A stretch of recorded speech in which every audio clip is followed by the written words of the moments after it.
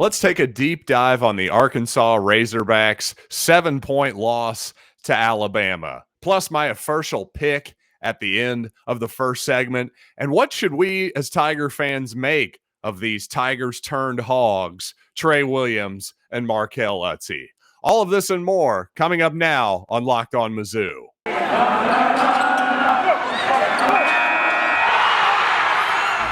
You are Locked On Mizzou, your daily podcast on the Missouri Tigers, part of the Locked On Podcast Network, your team every day.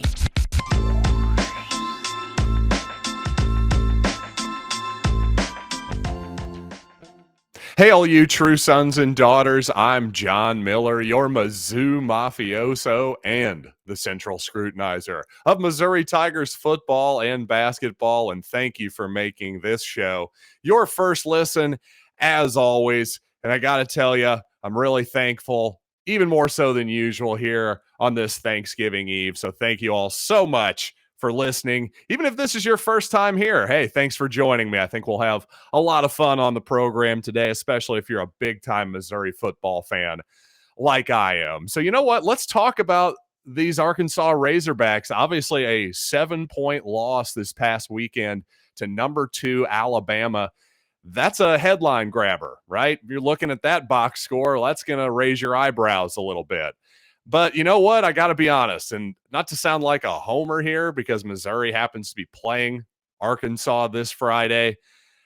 A lot of that stuff is frankly unsustainable, or at least tough to count on in the future. And I want to get to that a little bit, but let's lead actually with Barry Odom and that Arkansas defense. Now, on one hand, obviously, you got to give Odom some credit. Arkansas has been pretty good this year, but, you know, they gave up a heck of a lot of points to Missouri last year, didn't they? And against Alabama, watch that entire football game. You might think, well, holding the Tide to 42 points, not bad, all things considered. Frankly, it should and could have been a lot worse than that. Alabama had, I believe, about 671 total yards in that football game. You know, they fumbled the ball on the 5-yard line when it looked like they were about to go in and score again. Arkansas hits a amazing fake field goal play. Give them credit on that. But again, not something that seems like you're going to be able to hit that again against Missouri or any opponents in the future. Quite honestly, again, give Sam Pittman a lot of credit. He's obviously willing to be aggressive on 4th down, especially against an opponent like Alabama. But you know what? Bill Simmons of The Ringer and Spotify, he likes to say sometimes football teams play a kitchen sink game. In other words, they throw everything but the kitchen sink. And that really felt like a kitchen sink game for Arkansas there. Especially this one formation they ran multiple times. Short yardage, Arkansas shows a shotgun empty formation with the 240-pound quarterback, by the way, K.J. Jefferson. I want to talk about his game a little bit more coming up. But on this particular spot, one thing Arkansas is doing, they're just trying to spread out the defense and get you out of the box on 3rd and 1. It's a really interesting strategy because with the 4 receivers to one side, well, you have to put some people out there. And then what Arkansas does, they line up Treylon Burks isolated to the other side of the field. So last second, K.J. Jefferson, again, the big 240-pound quarterback, has the option to either sneak up under the center's behind, take that under center snap and sneak forward for a 1st down, or he can stay, as Arkansas did against Alabama, he can stay in that shotgun, take the snap, and take a one-on-one option to their best receiver, Treylon Burks. So some really interesting stuff that Sam Pittman does for the Hogs and that whole offensive staff that I think they deserve a lot of credit for. They hit some big explosive plays in that game, but as you might imagine against the Tide especially, they had a lot of negative plays, especially on the ground as well. And by the way, I brought up Treylon Burks earlier. You might remember him last year. In fact, you probably do from the Missouri game. Let's see, what were his statistics last season. I thought I wrote this down. Excuse me. Yes, last season against Missouri, 206 yards, a touchdown on 10 catches. And he's putting together another monster season here as well with nearly 1,000 yards and 10 touchdowns already. He's also got another 100 on the ground as well. So he's a really, really explosive player for Arkansas. But boy, I tell you, Burks, not only is he an explosive player, he is a hell of a tough player too. I got nothing but respect for that kid after watching the Arkansas-Alabama game because he was clearly struggling with a shoulder injury. And there were times where they were still asking him to win one-on-one, jump up in the air on 3rd and 10, go get that football, and by the way, come crashing down on your body. And I haven't had a lot of injuries in my life, but I have separated my shoulder before. And I can promise you, when that happened, the last thing I would want to do is put both my arms up in the air, first of all, but then come crashing down to earth from about 6-7 feet in the air or wherever Burks was there. Heck of a tough guy, but right at the end of the game, Burks got absolutely blown up on an onside kick attempt. He lands hard on his left shoulder, and Sam Pittman this week, the Arkansas head coach, said, well, we think Treylon's going to be fine. Fine? Really? That's easy for you to say. Maybe he'll play. I wouldn't be shocked if he played, but if he's not at least a little bit limited on a short week here, I'd be shocked. So again, a kitchen sink type game last week for Arkansas. Treylon Burks, to me, easily their most explosive playmaker on offense, certainly their best receiver.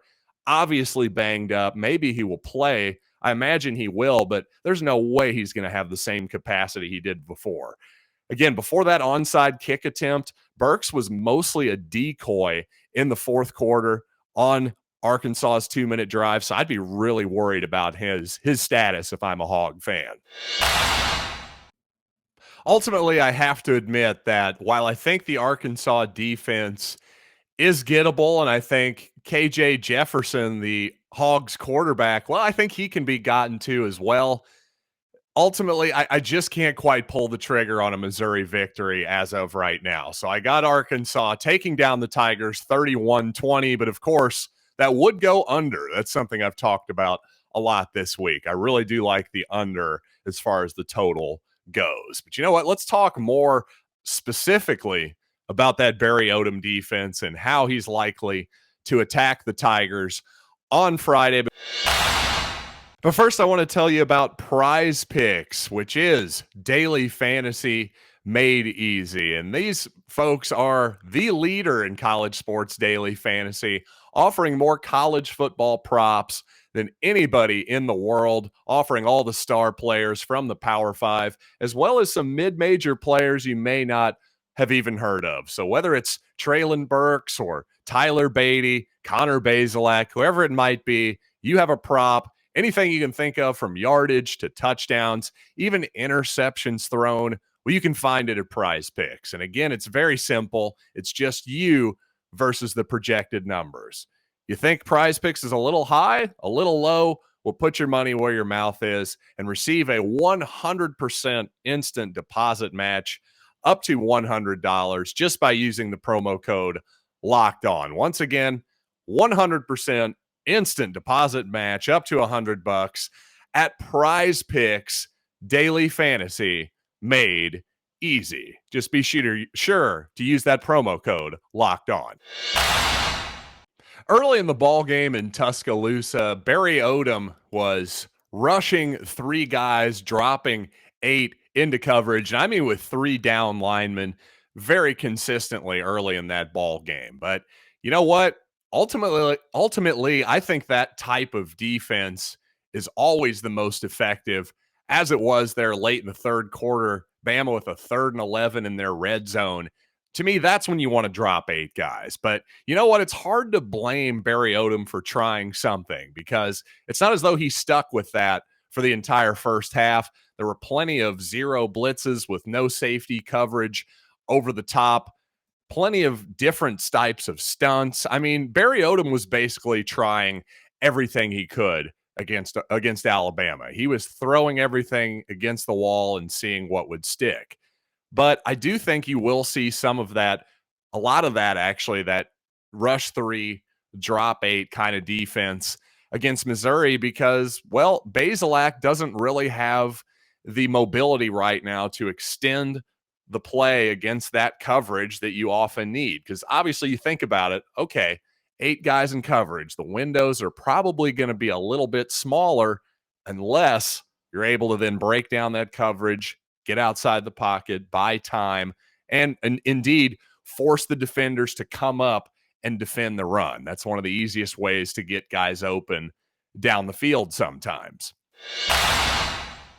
And again, I know it sounds a little bit weird that in a 7-point game that I have so many criticisms for the Razorbacks, and I don't mean to. I don't really mean to be overly critical, but I do want to disavow all of you of the notion that, wow, Arkansas, they lost to Alabama by 7. That game was really close. Well, yes, on the scoreboard, it was a 7-point football game. I can't deny any of that. But you have to acknowledge that Arkansas had the ball with about 2.5 minutes left and considered doing a cowardly punt. They were down two touchdowns at this point, but instead, Sam Pittman thought better of it. Credit to him. Wasted a timeout, however, to figure this out. And on 4th and 10, well, Arkansas picks it up. Now, again, good for them for going for it. Good for them for getting that last touchdown.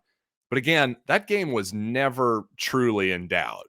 Okay? Well, let's be clear. Arkansas never led in that game. They were down by 3 possessions on multiple occasions. And again, it took some huge passing plays that were almost a little bit tricky, a blown coverage by Alabama deep downfield. And again, that spectacular jump pass by the Arkansas holder/punter, throws it on the fake field goal. The tight end catches it behind his body with one hand, takes that sucker all the way into the end zone. Again, give those kids all the credit in the world for making those plays in Tuscaloosa. I'm just not so sure that you can count on that type of stuff in the future, especially on Friday, but quick turnaround in Fayetteville. And we've talked plenty about Connor Bazelak and Brady Cook and Tyler Macon and the Missouri quarterback situation on this program in the last few weeks, but I want to talk a little bit more about the Arkansas quarterback, K.J. Jefferson. So let's talk about that young man. But first, I want to tell you about Bet Online, and it's Thanksgiving, and we all know what that means, right? Ah, yes, football. And nothing goes better with football than turkey and betting. And Bet Online has you covered all season. More props, odds, and lines than ever before. Bet Online remains your number one spot for all the sports action this Thanksgiving. So head to their new website or on your mobile device. Sign up today for your 50% welcome bonus. Just use the promo code Locked On to receive said bonus. And it's not just football, by the way. Of course, Bet Online has pro and college hoops, NHL, boxing, UFC, and even your favorite Vegas casino games. So don't wait to take advantage of all the amazing offers available for the 2021 season at Bet Online, where they're stuffed with Thanksgiving deals. Once again, promo code Locked On for your 50% welcome bonus. And by Built Bar, the best tasting protein bar of all time. And indeed, that is not only true, but it becomes more true seemingly with each passing week, because I got another care package from my friends at Built Bar in the mail the other day, another new flavor, this time lemon cheesecake. Now, I got to be honest, I'm more of a chocolate guy, so I was a little bit skeptical, but you know what, Built Bar, you've done it again. You've lived up to your billing. You know what? These kind of protein bars, they taste good. They're not your usual protein bar covered in 100% real chocolate, unless they're not chocolate, right? But when you bite into it, you know you're getting something different. I can promise you that. And here's the best part. Built Bars are low carb, low calorie, low fat, low sugar, and high in protein. So you know what? This month you got to check out Built.com for all their new flavors. And when you go to Built.com, use the promo code LOCKED15 to get 15% off your order. Once again, promo code LOCKED15 for 15% off at built.com. Candidly, this past Saturday, well, in fact, this morning, I should say, this past Saturday's game against Alabama was the first time I saw K.J. Jefferson, the Hogs starter, at quarterback.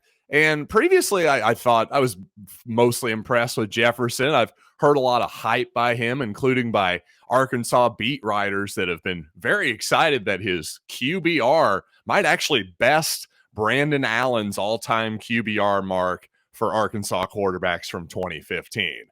I got to be honest, I don't exactly have a lot of tremendous memories of Brandon Allen's time, but you know what? QBR in general, let's take all statistics, including the traditional statistics like passing yards and touchdowns, with a grain of salt, because, well, I thought KJ Jefferson was a pretty darn good example of that this past weekend. Now, he is an interesting player, a big man at 240 pounds, probably 6'3", 6'4", big old runner for sure, a weapon in short yardage, no doubt about it, something that Missouri would probably like to have at quarterback at times right now, especially some of you fans right there.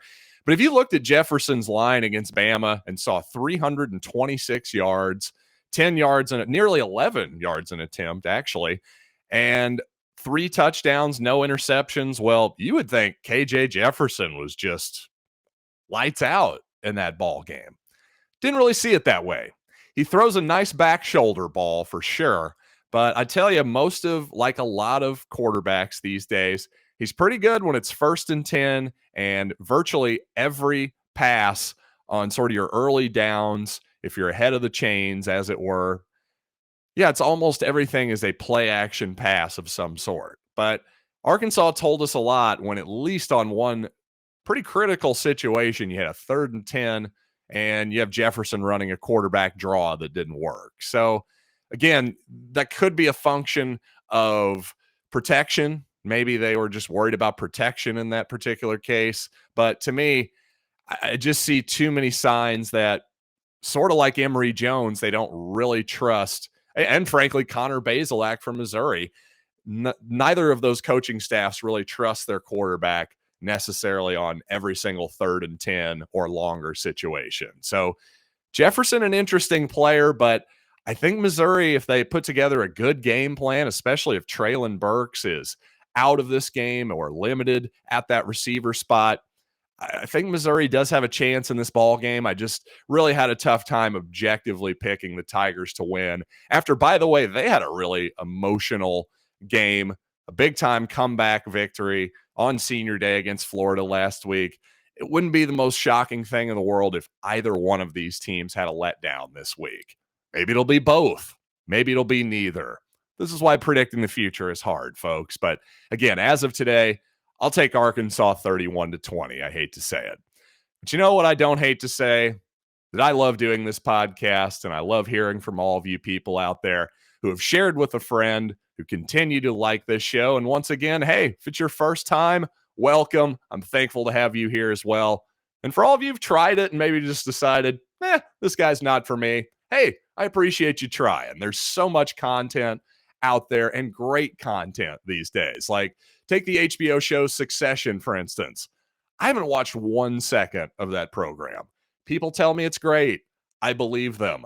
I no longer have enough time to watch these types of shows. So thank you all so much for taking a little bit of time out of your Thanksgiving week to be here with me at Locked On Mizzou. So until next time, I am John Miller. And by the way, next time, that should be, you know what?